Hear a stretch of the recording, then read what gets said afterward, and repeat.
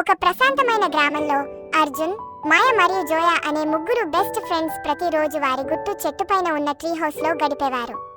ఆ tree house సాధారణం కాదు, అది ఒక రహస్య ద్వారం కలిగి ఉంది.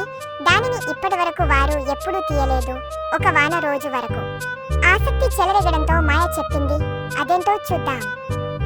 మిగతా వారు తలుపారు మరియు కలిసి ఆ తలుపు తీయడం ప్రారంభించారు. వారి ఆశ్చర్యానికి అది ఓ మ్యాజికల్ ఫారెస్ట్ కి తీసుకెళ్ళింది. ఎక్కడి బంతి పువ్వులు ప్రకాశిస్తుంటాయి, జంతువులు మాట్లాడతాయి మరియు మెరుస్తున్న వాగులు ప్రవహిస్తాయి. స్వాగతం. ఒక చిన్న టోపీ పెట్టుకున్న కుందేలు ఆనందంగా పలికింది. మీరు ఫారెస్ట్ ఆఫ్ ఫ్రెండ్షిప్ ను తెరిచారు. మీరు కేవలం కలిసి ఉన్నప్పుడే ఇక్కడ ప్రవేశించగలరు. ఆశ్చర్యచకితులైన పిల్లలు అడవిని అన్వేషించారు. వారు ఒక పక్షికి దాని కోల్పోయిన గూడును కనుగొనడంలో సహాయం చేశారు.